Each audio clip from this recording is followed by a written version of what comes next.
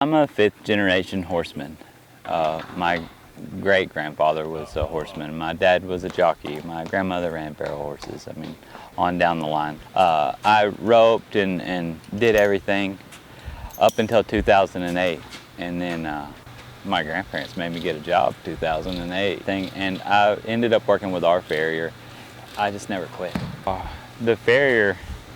A farrier is a relatively newer term for what I do. I used to would be called the blacksmith because I heat up shoes and shape them to the horse's feet and will build things with iron out of a fire. So that makes you the blacksmith. There is a spot on the horse's foot that is the center of rotation.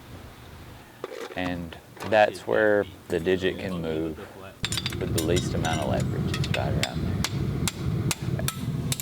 I try to place a shoe around that center of rotation so that the horse can move its foot without the appliance or the extra excessive hoof that it has being in its way of its limb and its biomechanics.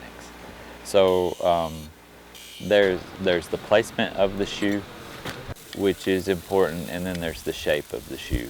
The hoof capsule is made up of a lot of straight lines and radiuses. And I try to mimic those straight lines and radiuses, which correlate to anatomy on the hoof.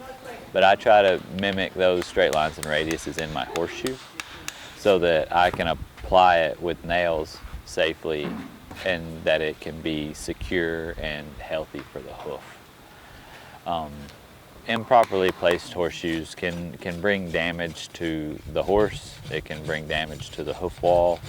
It can create excessive forces on tendons and ligaments.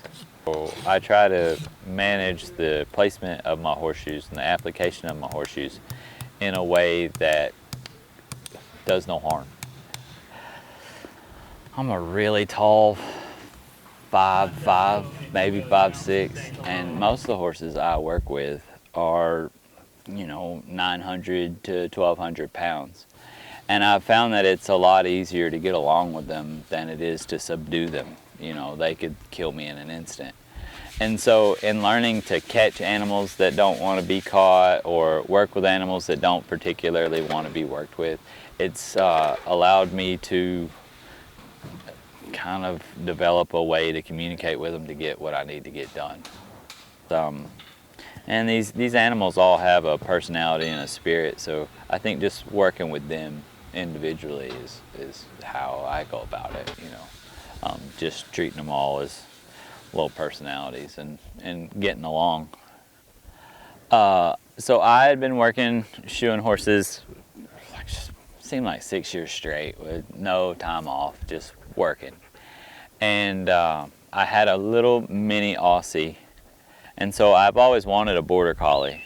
And then I found a video of a dog that went like a half a mile for sheep. I watched that video and I was just enamored with sending a dog a great distance for sheep. I just became enamored with herding. And with horses, they communicate off of pressure and release. Like if you push on the horse's left side, they should go right. And the opposite way. Well, dogs react the same way. And their social structure is the same way as far as like in a pack and alpha, betas and all that. And so like the way they communicate is the same way the horse. So I kind of fell into it. So I took a vow of poverty back in 2007. And I donate the money that I acquire to God. And with that money that I am able to make by working and shoeing horses and doing dogs, I'm able to help other people. I'm able to help what God wants. So being able to be a part of that with doing something that I truly love is very special.